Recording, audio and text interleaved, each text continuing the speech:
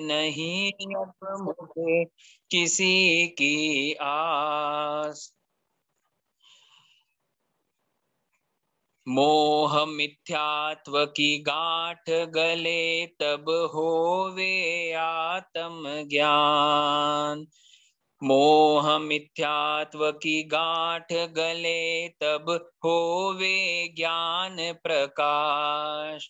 गजेंद्र देख अलख रूप को फिर न किसी की आस। मेरे अंतर भया प्रकाश नहीं अब मुझे किसी की आस। मेरे अंतर भया प्रकाश नहीं अब मुझे किसी की आस। ये जो स्तवन है ये आचार्य पूज्य श्री हस्तिमल जी महाराज साहब के द्वारा रचित किया हुआ था। संभावना जब उन्होंने संसारा ग्रहण किया था तब की ये रचना लगती है। पूज्य श्री हस्तिमल जी महाराज साहब।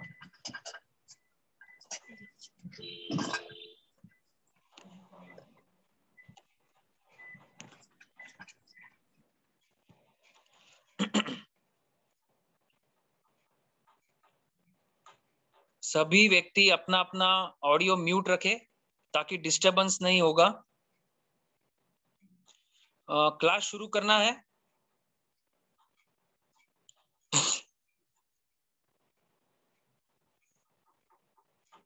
हसमुख भाई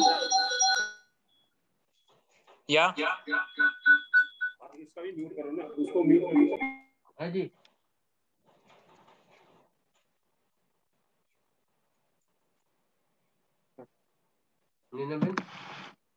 मेरी आवाज आ रही है बराबर? हसमुख भाई संवाद कराएंगे। हाँ आ रही है, आवाज अच्छी तरह से आ रही है। हाँ संवर करना है। अगर संवाद करना चाहते हैं तो करा देते हैं। हाँ गुरु भगवंतों की साक्षी से, सिद्ध भगवंतों की साक्षी से संवर के पचकान ले रहे हैं। द्रव्य से 5 आश्रव सेवन के पचकान, क्षेत्र से 14 राज लोक प्रमाण, काल से 1 नौकर मंत्र नहीं बोले तब तक, और भाव से 1 करण 1 योग से, मतलब नहीं करूंगा काया से। और उसमें हमारा जो भी अभी मोबाइल के द्वारा विराधना हो रही है या जिस हॉल में रूम में हम बैठे हैं वहां पर एसी फैन जो भी विराधना हो रही है उसका आगार रख के रूम के बाहर, हॉल के बाहर या आपके स्थानक मंदिर के बाहर की सभी क्रियाओं का त्याग करते हैं। और जब आपको व्रत से बाहर आना है तो आपको 1 नवकार मंत्र का स्मरण करना होगा। तस्य बंते पडिक्कमामि निंदामि गर्हामि अप्पाणम वो सिर वो सिर वो सिर। क्लास शुरू करना है। Please start. ओके। नमो अरिहंतानम नमो सिद्धाणम नमो आयरियाणम नमो उवज्जायाणम नमो लोये सव्वसाहुणम ऐसो पंच नमोकारो सव्व पावपणासनो मंगलानंच सव्वेसिम पढ़मं हवै मंगलम। पंच परमेश्वरी भगवान के चरणों में कोटि कोटि भाववंदन। आप सभी को सादर जय जिनेन्द्र। आज हमारा टॉपिक उत्तरदायन सूत्र का 13वां अध्ययन है। 13वें अध्ययन का नाम है चित्त संभुइज्जम, अर्थात इसमें 2 व्यक्तियों का वर्णन है। एक का नाम है चित्त मुनि और दूसरे व्यक्ति का नाम है संभूति मुनि या संभूत मुनि। सबने अपना अपना ऑडियो बंद रखना है। दूसरे व्यक्ति का नाम है संभूत मुनि। इस अध्ययन में 35 गाथाओं के माध्यम से इन दोनों व्यक्तियों के 5 पूर्व के 5 भव और वर्तमान का 6ठा भव, इस तरह से 6 भवों का वर्णन किया गया है। और साथ ही साथ भविष्य में इन 6ठे भव में ये अलग हुए, 6ठे भव में इन्होंने जो जो कार्य किया उसके फल स्वरूप चित्त मुनि को क्या प्राप्त हुआ और संभूति मुनि कौन से गति में जन्मे, उसका वर्णन इस 13वें अध्ययन में उसका दिग्दर्शन किया हुआ है। तो हम अध्ययन शुरू करते हैं। पहली 2 गाथाओं में शास्त्रकार फरमा रहे हैं कि संभूत नाम का एक व्यक्ति जो पूर्व भाव में हस्तिनापुर नगर में चांडाल जाति में जन्मे थे। तो वे 2 व्यक्ति थे जिनका नाम चित्त था और दूसरे का नाम संभूत था। ये दोनों व्यक्ति एक भाव में चांडाल कुल में जन्मे थे। अब चांडाल कुल अर्थात दुगुंशीय कुल होता है। एक मिनट, थोड़ा डिस्टरबेंस है। चांडाल कुल अर्थात दुगंशीय कुल होता है जिसका समाज में या व्यवहार में कोई मान सम्मान नहीं होता है, उनका हमेशा लगभग तिरस्कार होते रहता है। तो वे चांडाल कुल में जन्मे थे। चांडाल कुल में जन्म लेने का कारण ये बताया गया है कि पिछले भवों में कहीं ना कहीं उन्होंने साधु संतों के जो मलिन वस्त्र और साधु संतों के जो मलिन शरीर, उनके प्रति उनकी घृणा रही। तो इसके कारण से उसके फल स्वरूप वे चांडाल योनि में मतलब हल्की जाति में वे जन्म लेते हैं। उनका नाम संभूत और चित्त। वहां चांडाल योनि में जन्म लेने के बाद अब क्योंकि वे तिरस्कृत हुए थे तो हस्तिनापुर नगर से भी वे बाहर निकाले गए थे। हम उस स्टोरी में ज्यादा डिटेल में नहीं जाएंगे, नहीं तो हमारा आगे की गाथाएं रह जाएगी। तो वे हस्तिनापुर नगरी से निष्कासित किए गए थे और वे इतने पराजित, इसमें गाथा में आया है कि वे जाति से पराजित हो गए थे, मतलब वे अपमानित हुए थे। और वे जो चांडाल कुल में जन्मे थे उनको अत्यंत दुख था। तो राजा ने उनको हस्तिनापुर से बाहर निष्कासित कर दिया था। तो इसी कारण से फिर वे आत्महत्या करने का प्रयास करने लगे। आत्महत्या करने के लिए वे जब पर्वत पर चढ़े तो वहां पर एक जैन मुनि भगवंत थे। उन्होंने उनको देखा और वे उनके पास गए और उन्होंने उनको सदुपदेश देकर मुनि धर्म उनको स्वीकार कराया। अर्थात मुनि के उपदेश से चित्त और संभूत जो आत्महत्या करने जा रहे थे उन्होंने अब दीक्षा ग्रहण कर ली है। दीक्षा ग्रहण करने के बाद दोनों ने निरअतिचार से संयम का पालन किया।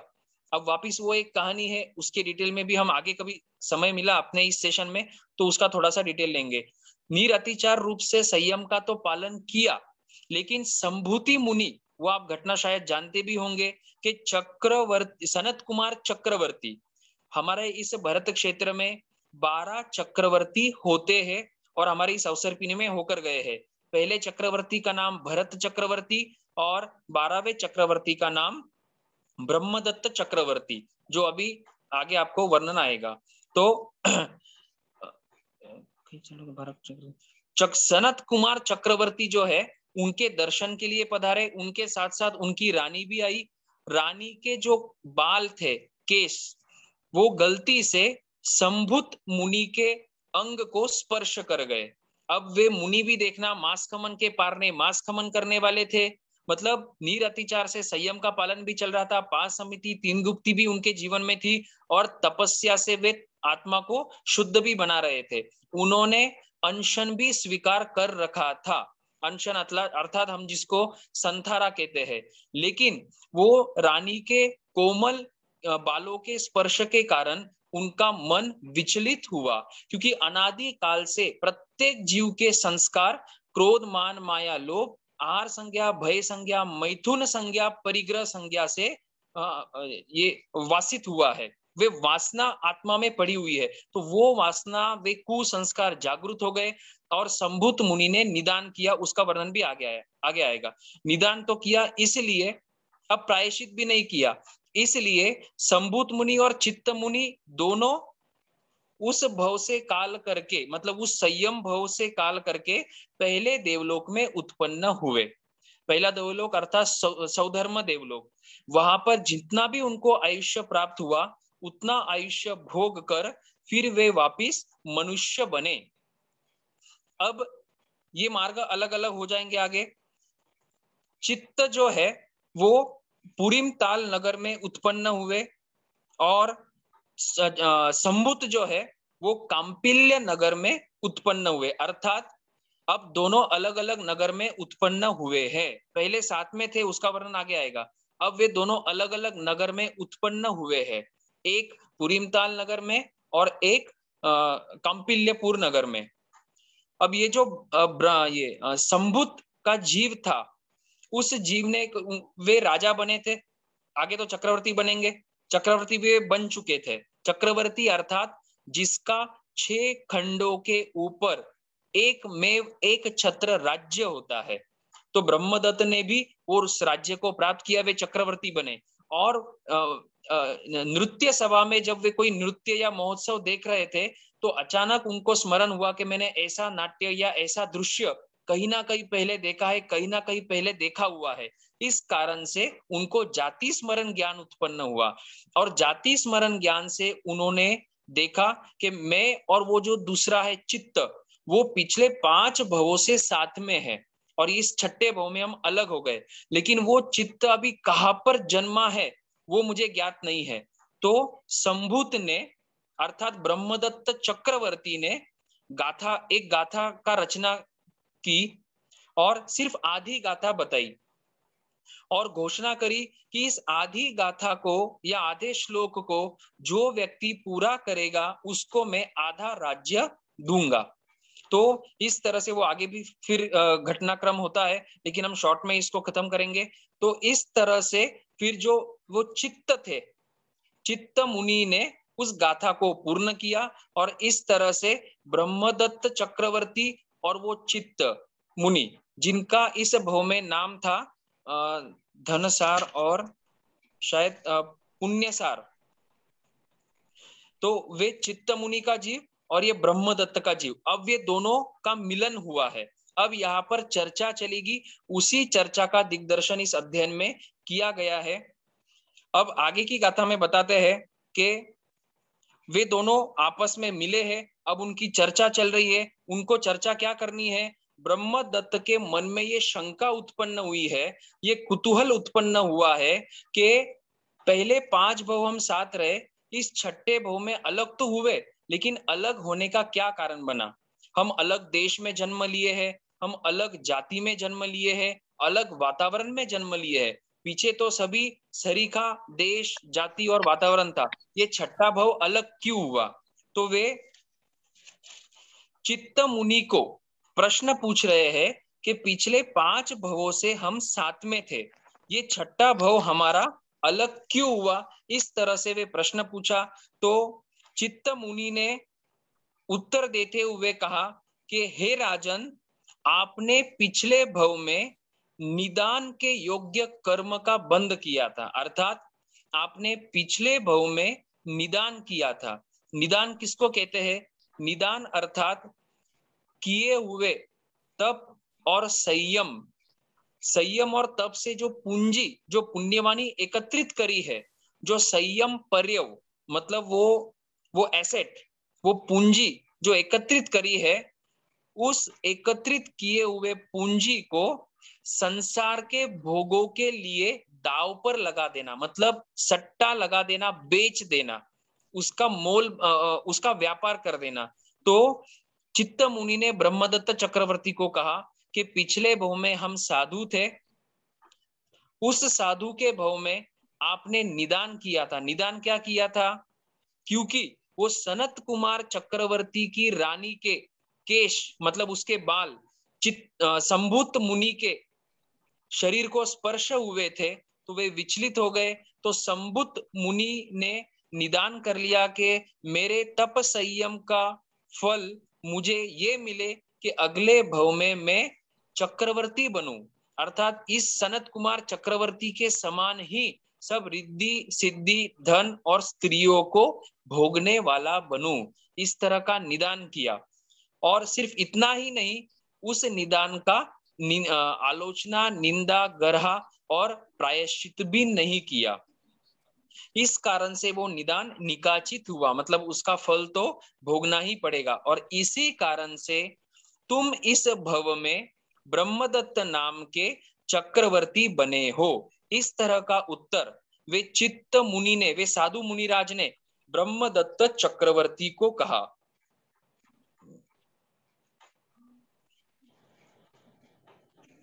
ठीक है। अब मुनि का कथन सुनकर ब्रह्मदत्त चक्रवर्ती कहने लगे कि मैंने पूर्व भव में जो संयम का पालन किया था, 5 महाव्रतों का पालन किया था, आत्मा को शुद्ध करने के लिए जो तपस्या आदि करी थी, उसके फल स्वरूप मैं इस भव में चक्रवर्ती बना हूं, ये तो मुझे प्रत्यक्ष दिख रहा है। लेकिन मेरे साथ आपने भी दीक्षा ग्रहण करी थी, हम पहले 4 भव में तो साथ में थे ही, फिर 5वें भव में हमने दीक्षा भी साथ में ग्रहण करी, फिर आपको जो वो फल मिलना चाहिए वो मुझे प्रत्यक्ष में दिख नहीं रहा है। ऐसा क्यों हो रहा है कि भाई मैं चक्रवर्ती बना हूं लेकिन आप मुझे इस तरह से मुनि के वेश में दिख रहे हैं। अब देखना, इससे वापिस दिग्दर्शित होता है कि तीर्थंकर भगवान के जो मुनि होते हैं, साधु और साध्वी, वे अपरिग्रही होते हैं। क्योंकि अगर वे चित्त मुनि के पास गाड़ी होती, घोड़ा होता, कोई साधन होते, घर होता, या नौकर चाकर होते, सेवक होते, स्त्रियां होती, कोई अन्य सामग्री होती परिग्रह वाली, तो ब्रह्मदत्त चक्रवर्ती के मन में शायद ये प्रश्न उत्पन्न ना होता। लेकिन ब्रह्मदत्त चक्रवर्ती को ये प्रश्न उपस्थित हुआ क्योंकि वे सामने देख रहे हैं ये जो मुनिराज है वे सिर्फ जो बदन के ऊपर, बॉडी के, शरीर के ऊपर जो वस्त्र है वो है, और साथ में उनके जो उपकरण है वो होंगे। इसके अलावा रजोहरण है और मुंह पत्ती है, इसके अलावा इस व्यक्ति के पास मुझे कुछ दिखाई नहीं दे रहा है। इसलिए प्रश्न उत्पन्न हुआ कि भाई आपने भी संयम पाला था, मैंने भी संयम पाला, मैं तो चक्रवर्ती बना हूं, आपका वो फल कहाँ गया? तो इस तरह से शुभ और अशुभ कर्मों के जो फल होते हैं उसकी चर्चा ये चित्त मुनि और ब्रह्मदत्त चक्रवर्ती इस अध्ययन में कर रहे हैं। इस तरह का प्रश्न करने पर चित्त मुनि ने उत्तर दिया, जो वास्तविक उत्तर था वो उत्तर दिया। तो चित्त मुनि ने कहा कि हे ब्रह्मदत्त चक्रवर्ती, मनुष्यों के सभी तप या संयम या जो कुछ भी शुभ या अशुभ कार्य है वे निश्चित रूप से शुभ और अशुभ फल देने वाले ही होते हैं। तो इस गाथा में कहा हुआ है, कड़ान कम्मान न मुख अथी, अर्थात किए हुए कर्मों को भोगे बिना मुक्ति नहीं होती है। यहाँ पर खास करके शुभ कर्मों की बात चल रही है, क्योंकि संयम किया, संयम पालन किया, उससे पुण्यवानी का भी बंद हुआ, निर्जरा भी हुई और पुण्यवानी का भी बंद हुआ।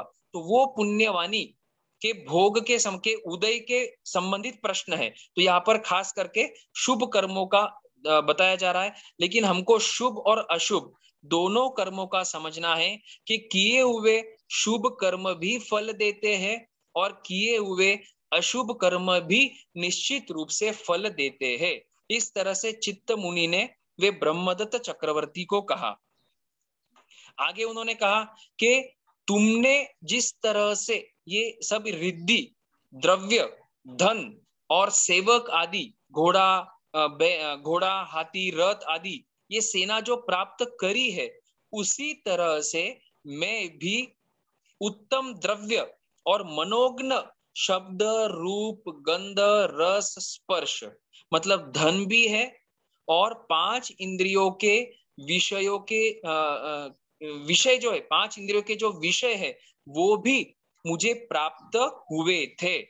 इसका मतलब वे चित्त मुनि फरमा रहे हैं कि मैंने भी जो पिछले भव में संयम का पालन किया उसका फल, उसके बाद तो हम देवगति में गए, उसके बाद जो मनुष्य का ये भव है, वर्तमान का भव, उसमें उस भव में मैं निर्धन नहीं था।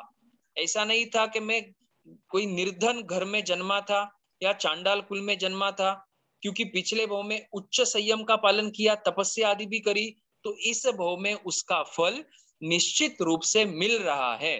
प्रश्न वापिस हमको उठ सकता है हमको कि संयम ग्रहण करने के लिए धन छोड़ना पड़ेगा और संयम के फल स्वरूप धन मिल रहा है, तो संयम ग्रहण करने के लिए धन छोड़ना है और उसी संयम से वापिस धन मिल रहा है। तो आखिर जो ये हमारी चर्चा है वो धन के ऊपर ही केंद्रित हो रही है, लेकिन ऐसा नहीं है। संयम का जो फल है वो भगवान ने, वो शास्त्रकारों ने पहला फल मोक्ष बताया है, अर्थात मुक्ति। आत्मा पर लगे हुए जब वे आठों ही कर्म आत्मा से दूर हो जाएंगे तो उस जीव की मुक्ति होती है।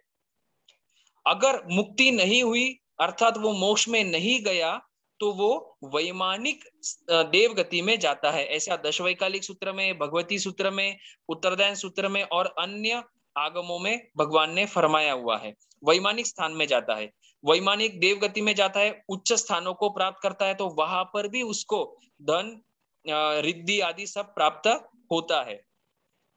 वहां से निकलकर वापिस वो उच्च कुल में ही जन्म लेगा, जहां पर उसको धन, अच्छे मित्र, अच्छे सहयोग, अच्छा परिवार, धन भी मिलेगा, साथ ही साथ धर्म की समझ भी मिलती है, अगर उसने धर्म को शुद्ध भावों से पालन किया हुआ है तो।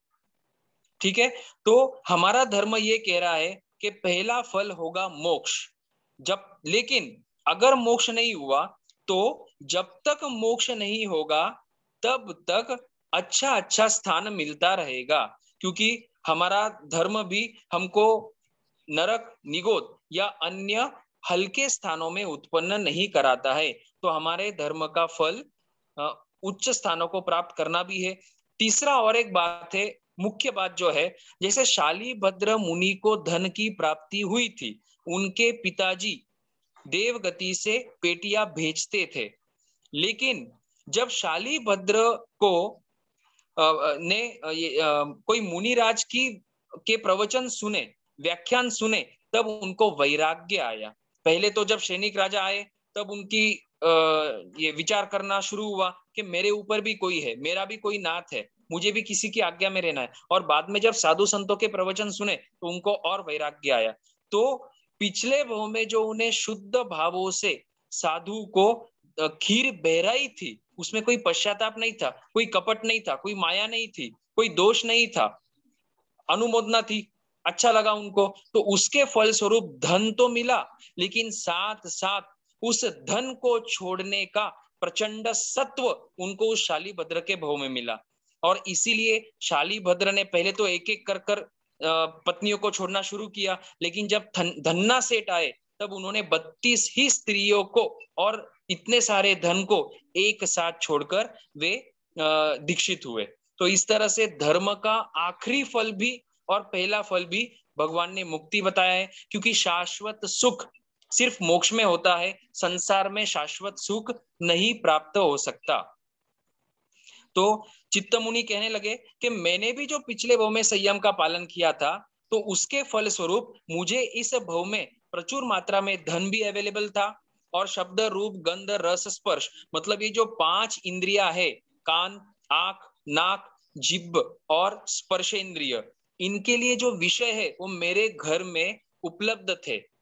ठीक है, तो फिर क्या हुआ? तो आगे वे फरमाते हैं, नहीं, फिर उन्होंने कहा कि हे ब्रह्मदत्त चक्रवर्ती, जिस तरह से तुम अपने आप को महारिद्धिशाली और महाप्रभावशाली और धन दौलत संपत्ति युक्त मानते हो, उसी तरह तुम मुझे भी अर्थात चित्त मुनि को भी समझो, अर्थात मैंने भी ये सब कुछ प्राप्त किया था। तो फिर वो कहा गया, तो आगे की गाथा में चित्त मुनि फरमा रहे हैं कि जिस गाथा को सुनकर, ध्यान से सुनना, कि जिस प्रवचन को सुनकर, जिस गाथा को सुनकर मुनिराज अपने निर्ग्रंथ धर्म का पालन करते हैं, उसी गाथा को सुनकर मुझे वैराग्य उत्पन्न हुआ और मैंने वो धन, दौलत, स्त्रियां, परिवार और वो सब रिद्धि सिद्धि का त्याग कर दिया। मुझे वैराग्य आया, मुझे विरक्ति हुई, तो मैंने वो सब का त्याग कर कर मैं अब मुनि बना हूं, मैं साधु बना हूं। ठीक है, तो पिछले भाव में चित्त मुनि ने भी जो शुद्ध भावों से संयम का पालन किया था, शुद्ध भाव अर्थात माया नहीं होनी चाहिए, मिथ्यात्व तो नहीं होना चाहिए, फिर माया भी नहीं होनी चाहिए और निदान भी नहीं होना चाहिए, और लक्ष्य एक में मुक्ति का होना चाहिए, अर्थात शरीर रहित आत्मा का स्थान प्राप्त करने का होना चाहिए। अन्यथा तो जो अभवी जीव होते हैं वो 90वें ग्रह तक भी जा सकते हैं। अभवी जीव जिनका कभी मोक्ष नहीं हो पाएगा, ऐसे जीव भी अनंत बार नवग्रह में जाके आते हैं। भगवान तो फरमाते हैं कि आपका और मेरा जीव भी नवग्रह में अनंत बार जाके आ चुका है। नवग्रह में कौन जाता है? जो निरअतिचार संयम का पालन करता है, अर्थात बिना कोई दोष लगाए हुए साधुपने का पालन करता है। 5 समिति, 3 गुप्ती, 10 यति धर्म, 22 परिशों को सहन करना, 12 प्रकार की वैयावज, 12 प्रकार की भावना भाना इत्यादि। तो हमने भी ये सब बातें करी है, क्रिया करी है, फिर हमारी मुक्ति क्यों नहीं हुई? हम क्यों पंचम आरा में जन्मे? भगवान फरमाते हैं कि हमने जब वो संयम का पालन किया तब हमारे मन में भी कहीं ना कहीं देव गति के सुखों की इच्छा थी। ठीक है, मनुष्य बने हैं अभी तो हमको मनुष्य संबंधी भोगों की इच्छा होती है। जीव है, अनादिकाल से कुसंस्कारित है, तो संयम का पालन किया। पता था मुझे कि यहाँ पर त्याग करूंगा तो अगले भव में देव गति प्राप्त होगी। तो हमारा भी लक्ष्य यही रहा कि मैं संयम का पालन करूं, ऊंचे से ऊंची देव गति प्राप्त होगी। इसीलिए हमको अभी तक मुक्ति नहीं मिली है। तो चित्त मुनि फरमा रहे हैं कि मैंने वो गाथा सुनी और मुझे विरक्ति हुई। अब हमको यहाँ पर विचार करना है कि हमने कितनी बार प्रवचन सुने, हमने आगमों को पढ़ा भी है, किसी ने कम पढ़ा है, किसी ने ज्यादा पढ़ा है। हम मोबाइल के ऊपर, इंटरनेट के ऊपर भी प्रवचन सुनते हैं। इंडिया में भारत में रहने वाले साधु संतों के मुखारबिंद से भी प्रवचन सुनते हैं। अनेक स्वाध्यायी भाई बहन है जिनसे हम जिनवाणी को सुनते हैं, लेकिन उस जिनवाणी को सुनकर हमारा मन कितना बदला, इस मनुष्य संबंधी काम भोगों से हमारा मन कितना विरक्त हुआ, कितना दूर हटा।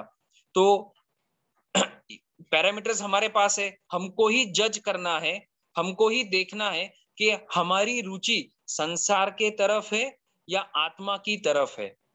हम कितने दिनों तक जड़ के पीछे घूमते रहेंगे? ये गुरु भगवान फरमाते हैं कि ये विडंबना है कि शाश्वत, ये मेरी आत्मा अशाश्वत चीजों के पीछे, अशाश्वत पुद्गलों के पीछे अनादि काल से दौड़ रही है, दौड़ लगा रही है। मेरी आत्मा शाश्वत है और जिन पदार्थों के मैं पीछे दौड़ लगा रहा हूं वो नितांत अशाश्वत है। तो हमको जागरूक होना पड़ेगा। जब इतनी धन दौलत प्राप्त करने के बाद भी चित्त मुनि को वैराग्य आ सकता है और तद अनुसार वे दीक्षा भी ग्रहण कर सकते हैं, तो मेरी आत्मा क्यों नहीं कर सकती है? तो पहला लक्ष्य हमारा भी साधुपने का होना चाहिए। उतनी शक्ति नहीं है तो कम से कम हम शुद्ध तरीके से 12 व्रत को पालन करने वाले श्रावक या श्राविका बने। श्रावक और श्राविका के लिए भी कहा है कि 15 भवों के अंदर मुक्ति मिल सकती है, लेकिन उस तरह का पालन करे तो, सम्यक्त्व हमेशा रहे तो। और सम्यक्त्व का अर्थ है सम, संवेग, निर्वेग, आस्था और अनुकंपा। इन 5 बोल में आप देखना, अनुकंपा तो है ही, श्रद्धा तो होनी चाहिए भगवान की वाणी के ऊपर, लेकिन सबसे मुख्य 3 पॉइंट है। पहले 3, सम, संवेग और निर्वेग। संवेग अर्थात मोक्ष की तीव्र अभिलाषा, निर्वेद अर्थात ये जो संसार है उससे विरक्ति, वैराग्य भाव।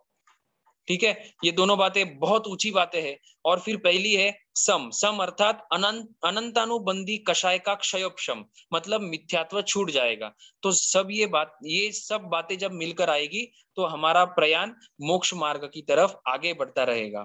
अब यहाँ पर चित्त मुनि ने बता दिया है कि मुझे भी प्राप्त हुआ था। जो शंका ब्रह्मदत्त चक्रवर्ती के मन में आई कि भाई संयम का पालन दोनों ने किया, मुझे मिला, आपको क्यों नहीं मिला? तो चित्त मुनि ने फरमा दिया, मुझे भी मिला था, जिस तरह से तुमको मिला है वैसा मुझे भी मिला था, लेकिन मैंने प्रवचन सुनकर उसको त्याग दिया और मैं तुम्हारे सामने अभी साधु के रूप में उपस्थित हूं। आगे फिर ब्रह्मदत्त, अब ब्रह्मदत्त तो लगभग मिथ्यात्वी है अभी तक। ब्रह्मदत्त को साधुपना रुचि नहीं हो रही है, क्योंकि पिछले भाव में जब संयम का पालन किया, मासखमन के पार ने मासखमन करी, तपस्या करी, लब्धियां भी प्राप्त हुई, लेकिन मन में चक्रवर्ती बनने की इच्छा थी, संसार की इच्छा। वो कुसंस्कार के बीज उन्होंने अपनी आत्मा में डाल लिए। अब वही बीज वृक्ष के रूप में ब्रह्मदत्त के भव में अभी ये फलित हो रहे, पल्लवित हो रहे। वही कुसंस्कार ब्रह्मदत्त को कहने के लिए मजबूर कर रहे हैं।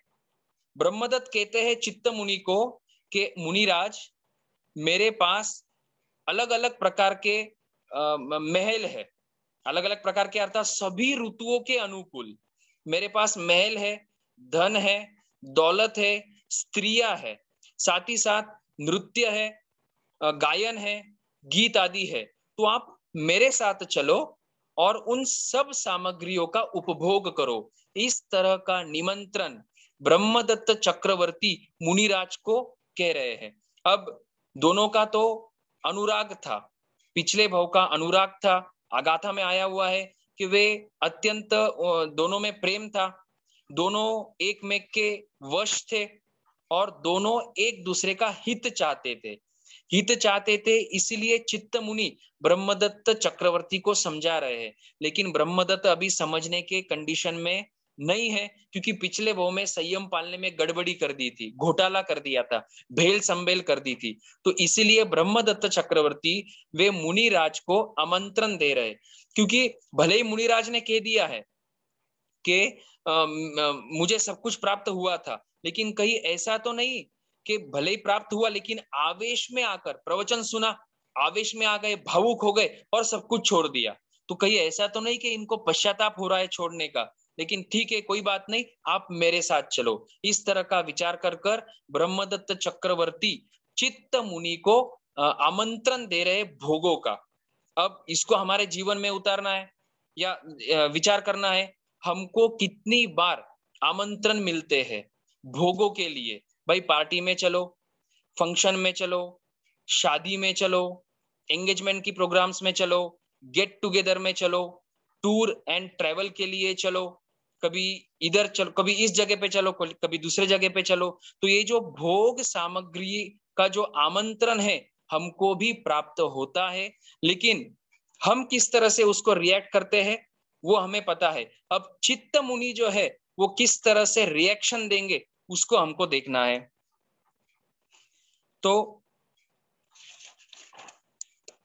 अब मुनि कह रहे हैं, देखो हम कैसा उत्तर देते हैं, हम कहते हैं कि भाई चलेगा, हम आ जाएंगे, हम 8 बजे आ जाएंगे, हम 9 बजे आ जाएंगे, हम अमुक प्रकार के वस्त्र पहन के आ जाएंगे।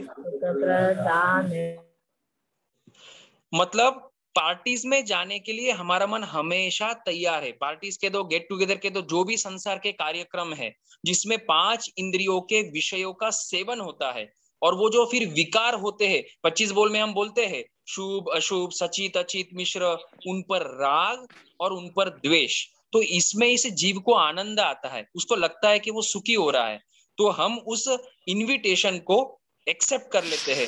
लेकिन यहाँ पर चित्त मुनि कह रहे हैं, ध्यान से सुनना, बहुत अच्छी गाता है, थोड़ा सा सबको म्यूट ही रहना चाहिए। मैं गाथा बोल देता हूं पहले। सव्वम विलवीयम गीयम, सव्वम नट्टम वीडम्बियम, सव्वे आभराना भारा, सव्वे कामा दुहावहा। सव्वे मतलब सभी। ब्रह्मदत्त ने निमंत्रण दिया, नाट्य का निमंत्रण दिया, गीत का निमंत्रण दिया, आभूषणों का निमंत्रण दिया और काम भोगों का निमंत्रण दिया, स्त्री संबंधी। अब उसी का उत्तर दे रहे, ये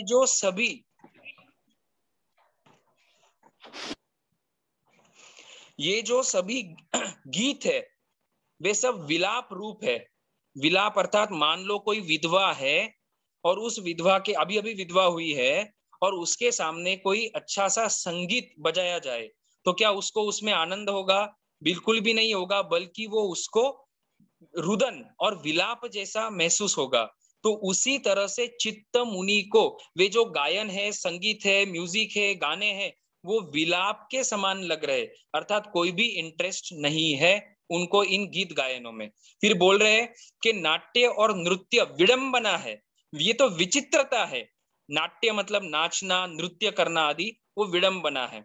अब विषय आया तो मैं एक बार आपको बता दूं कि वर्तमान में ये तो पंचमार्ग के लक्षण है ही, लेकिन हमको ध्यान रखना है कि ये कुसंस्कार हमारे घर में ना पनपे। कुछ लक्षण पंचमार्ग के बताए हैं चंद्रगुप्त मौर्य ने भी जो मेरे ख्याल से 16 स्वप्न देखे थे, उनमें भी ये लक्षण परिलक्षित होते हैं। कौन सी बात है कि पुराने जमाने में जब शादी ब्याह होते थे तो घर में जो खाना बनाया जाता था वो घर वाली महिलाएं बनाती थी, घर की महिलाएं। और नाचने के लिए अगर कोई नाच गान करना है वो बाहर की महिलाएं आती थी।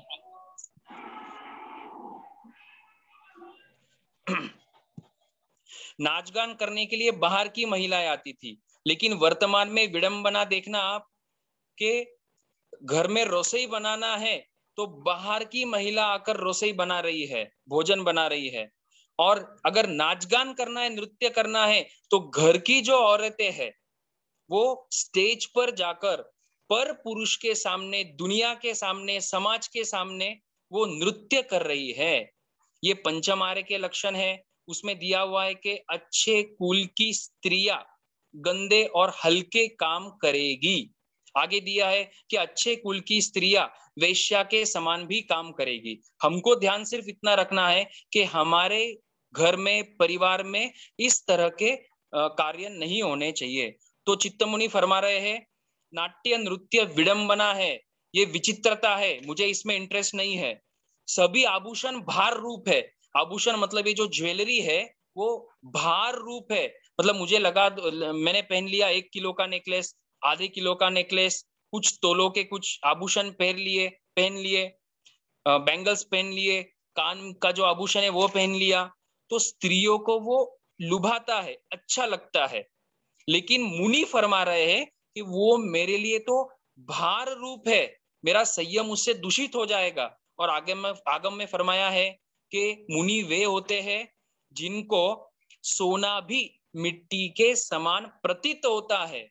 सोचना नहीं पड़ता कि सोना मिट्टी है, तुम ऐसा सोचूंगा तो मेरा संयम टिका रहेगा, सोचना ही नहीं पड़ता। अंदर संस्कारित किया हुआ है मुनियों ने, साधु और साध्वियों ने, कि सोना मिट्टी है। इसलिए सोना सामने आए तो उनके भाव, मन, परिणाम, चित्त बिगड़ते नहीं है, दूषित नहीं होते हैं। गरम पानी वेरी नाइस। चला है सर, उसी अनुसार ये उत्तर दे रहे। और चौथा है कि ये जो 5 इंद्रियों के विषय है वो तो अत्यंत दुख प्राप्त कराने वाले हैं। नमी राजर्षि के अध्ययन 9वें अध्ययन में भी आपने देखा है और आगे भी बताएंगे।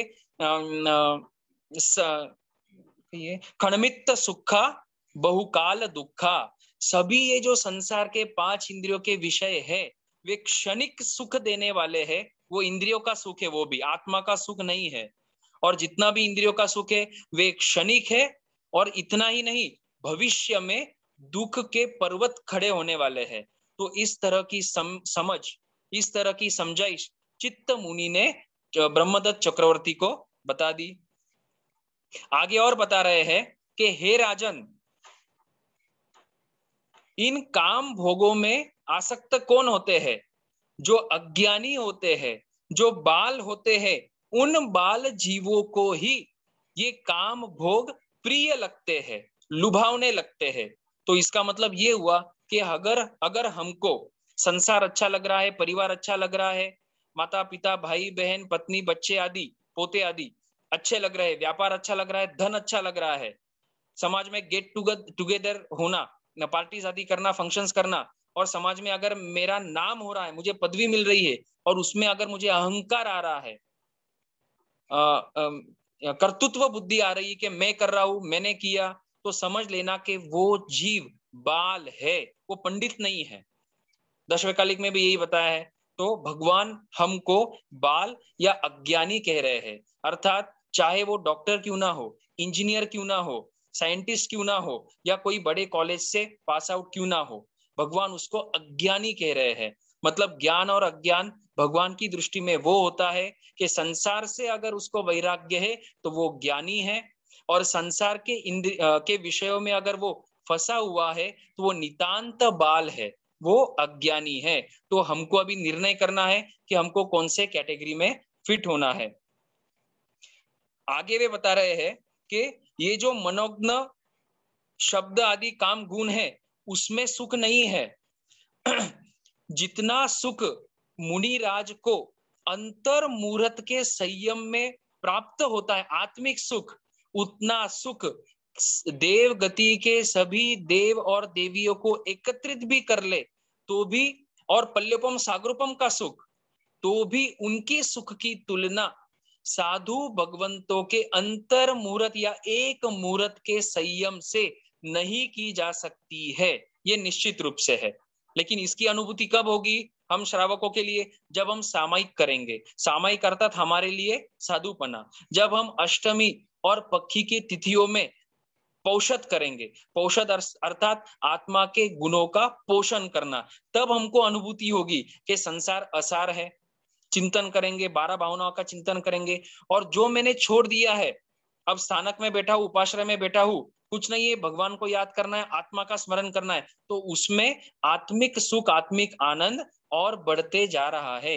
इस तरह की अनुभूति हमको हमारे श्रावक की जो दिनचर्या है वो करते हुए होगी। और एक दिन ऐसा आएगा कि हम भी संयम ग्रहण करेंगे, उस आनंद को प्राप्त करेंगे, और आखिरी में हम भी मुक्ति को प्राप्त करेंगे। तो यहाँ पर वे फरमा रहे हैं कि अज्ञानी व्यक्ति को ही इसमें सुख लगता है, जो विरक्त हुआ है, ऐसे साधु, ऐसे भिक्षु, ऐसे ऋषि, ऐसे मुनि, ऐसे श्रमण, उनको इन काम भोगों में इंटरेस्ट नहीं होता है, आसक्ति नहीं होती है, उनको वे विचार भी नहीं सताते हैं। अब आगे वे बता रहे हैं कि हे ब्रह्मदत्त, पूर्व भव में हम दोनों ने जो चांडाल जाति प्राप्त हुई थी, हम चांडाल भव में जन्मे थे, अब उस चांडाल भव में भी जो हमने संयम को ग्रहण किया था, उस संयम का ही तो ये फल है कि आज तुम चक्रवर्ती बने हो, और मैं धनवान परिवार में जन्मा था, और अच्छे कुलों में आप भी जन्मे हो और मैं भी जन्मा हूं। तो इस तरह से प्रत्यक्ष रूप में दिखाई दे रहा है कि संयम का फल हमको मिला हुआ है। बस अभी जरूरत है कि आप इस वास्तविकता को, धर्म के स्वरूप को, संसार के स्वरूप को समझो और संसार का त्याग करो। आगे, हे राजन, जो तुम पूर्व भव में संभूत नाम के चांडाल थे और अनगार बनकर धर्म क्रिया का आचरण करके तुमने शुभ कर्मों का उपार्जन किया था, उन्हीं शुभ कर्मों के फल स्वरूप तुम चक्रवर्ती बने हो, और इस प्रकार धर्म का फल हमको प्रत्यक्ष दिखाई दे रहा है। अब आगे वे बता रहे कि हे राजन, इस अशाश्वत जीवन में जो व्यक्ति अतिशय रूप से पुण्य कर्म नहीं करने वाला है, धर्म का आचरण नहीं करने वाला है, वो व्यक्ति मृत्यु के समय में निश्चित रूप से पश्चाताप करता है। उतना ही नहीं, मरने के बाद वो जहां पर जाएगा वहां पर भी उसको पश्चाताप होगा। मतलब वे मुनिराज समझा रहे हैं कि आपको जो ये भव मिला है वो पिछले भव में संयम ग्रहण किया था, उसी का ये फल है। अब इस भव को आपको विफल नहीं करना है बल्कि सफल करना है। सफल करने का माध्यम क्या है? मुनिपना या संयम जीवन। या फिर यहाँ पर वे बता रहे हैं कि पुण्य कर्म करना है, और जो पुण्य कर्म नहीं करेगा वो अंतिम में मृत्यु के समय में पश्चाताप करेगा, और मरकर जहां उत्पन्न होगा वहां पर भी उसको पश्चाताप होगा। आगे वे बता रहे हैं कि इस संसार का स्वरूप क्या है। जिस प्रकार सिंह मृग को पकड़ लेता है, उसी प्रकार मनुष्य के भव को ये मृत्यु पकड़कर लेकर जाएगी, और जब मृत्यु आएगी तब ये जो तुम्हारे स्वजन, परिजन, माता, पिता, भगिनी, पत्नी, पुत्र और पोते, ये आपके रक्षक नहीं बनने वाले हैं।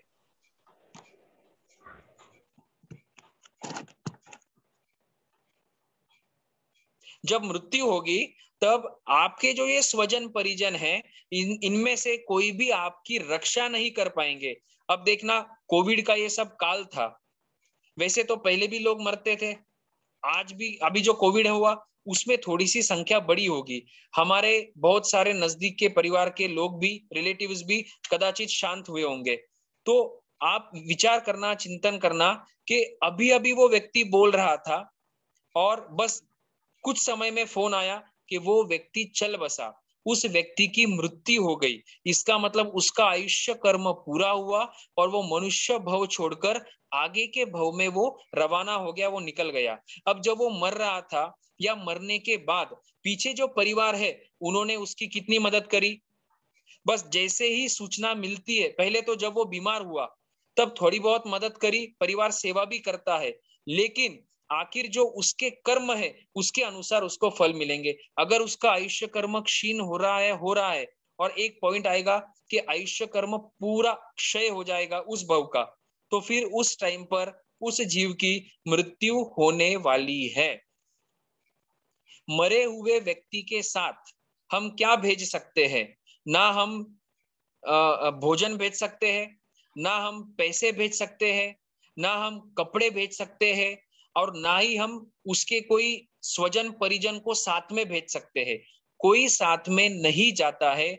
यहाँ पर मुनिराज फरमा रहे हैं कि जो उसने शुभ कर्म किए थे या अशुभ कर्म किए थे, ये दो ही कर्म, ये दो ही बातें उस व्यक्ति के साथ पर भव में जाती है। भले ही उस व्यक्ति ने इस भव में हजारों लाखों करोड़ों रुपए क्यों ना कमाए हो, वे सभी के सभी पैसे, खास तो ये कंचन और कामिनी, इसी के इर्द गिर्द ये संसार घुमा हुआ है, उस पर टिका हुआ है। तो ना ही स्त्री साथ में चलती है और ना ही कमाया हुआ धन साथ में जाता है। वैसे तो ये बातें सब जानते हैं, लेकिन हमको सिर्फ जानना नहीं है, उसको सम्यक पूर्वक श्रद्धा करके जीवन में उसको उतारना है, तभी जाकर हमारा ये मनुष्य भव सफल होगा। फिर आगे वे बता रहे हैं कि बस वही जो हम परिग्रह में व्रत लेते हैं, 12 व्रतों में हम परिग्रह में मर्यादा रखते हैं, खेतम, वत्थुम, हिरणम, सुवर्ण, द्विपद, चौपद और कुव्य धातु आदि, जो भी हम मर्यादा करते हैं वो एक भी वस्तु हमारे साथ चलती नहीं है। तो हमको सम्यक चिंतन करना है कि जिस व्यक्ति के पीछे या जिस वस्तु के पीछे मैं मेरा अमूल्य समय बिता रहा हूं या खो रहा हूं, वो समय तो वापिस आएगा नहीं, मनुष्य भव वापिस आएगा नहीं, लेकिन मेरे साथ में कुछ भी नहीं आएगा, ना धन और ना परिवार, तो मुझे खाली हाथ जाना पड़ेगा। ये पौद्गलिक दृष्टि से हुआ, लेकिन व्यक्ति शुभ कर्म और अशुभ कर्म निश्चित रूप से साथ में लेकर ही जाता है। ठीक है, तो हमको इन 5 इंद्रियों के विषयों के पीछे ग्रुद्ध नहीं होना है, आसक्त नहीं होना है। हम साधु नहीं बने हैं तब तक हमको श्रावक और श्राविका के धर्म का पालन करना है। जितनी आवश्यकता है उतना अगर मैंने कमा लिया है तो हम निवृत्ति भी ले सकते हैं, जिस तरह से आनंद आदि श्रावक ने ली थी। उन्होंने निवृत्ति लेकर बाकी का जो उनका काल था लगभग 5.5 वर्ष, 20 वर्ष का उनका श्रावक पर्याय, और 5.5 उस 20 वर्ष में 5.5 वर्ष उन्होंने पौषशाला में बिताए, सब कुछ छोड़ दिया, परिवार का संबंध भी छोड़ा, वे गोचरी लाकर ही लगभग गोचरी लाकर ही अपना निर्वाह करते थे। तो उतना नहीं कर सके तो कम से कम हमारी व्यापार की जिम्मेदारी अगर कम होते जाएगी तो हमारा मन भी स्थिर और शांत होगा, फिर उतना समय हम धर्म में लगा सकते हैं। इसी उत्तरायण सूत्र में कहा है कि जो जो रात्रियां धर्म में बीती वही रात्रियां और दिन सफल माने जाते हैं। ठीक है, आगे वे बता रहे हैं, अब काल करने के बाद पीछे जो परिवारजन है वो क्या करते हैं?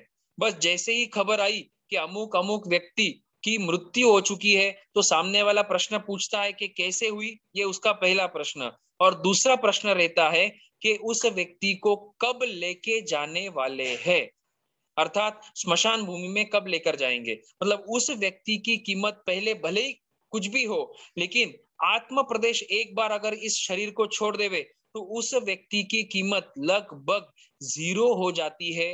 नजदीक के लोग उस व्यक्ति को पापा, मम्मी, दादा या दादी कर नहीं पुकारते हैं, उसको डेड बॉडी से संबोधित किया जाता है, और लगभग 3 घंटे में, 6 घंटे में, 12 घंटों के अंदर अंदर उस डेड बॉडी को स्मशान में लेके जाकर उसको जलाया जाता है अग्नि से, और 3 घंटे के अंदर अंदर, लगभग 3-4 घंटे में अगर लकड़ों में जलाया हुआ है तो उस शरीर की राख हो जाती है। और फिर वे जो स्वजन परिजन है, जो अब उस व्यक्ति के को पिता मान रहे थे, माता मान रहे थे, आश्रित मान रहे थे, या वो मेरी मदद कर रहा है, ये मेरा प्रेम है, प्रेमी व्यक्ति है, ऐसा मान रहे थे, अब उसका प्रेम, उसका जो भी व्यवहार है वो शिफ्ट हो जाता है, वो बदल जाता है, क्योंकि वो व्यक्ति तो रवाना हो चुका है और पीछे रहे हुए व्यक्तियों को तो अपना जीवन निर्वाह करना है। तो स्वार्थ के लिए दूसरे स्वजन और परिजनों को ढूंढा जाता है। मतलब हमारी कीमत काल करने के बाद शून्य हो जाती है। इसलिए शास्त्रकार फरमा रहे हैं कि मरते समय और बाद में पश्चाताप ना हो, इसलिए हमको धर्म का आचरण इस मनुष्य भव में अवश्य कर लेना चाहिए। जो काम तिर्यंच, नरक, तिर्यंच और देव गति में नहीं हो सकता, वो काम मात्र और मात्र मनुष्य गति में किया जा सकता है। अब उपदेश दे रहे हैं कि हे राजन,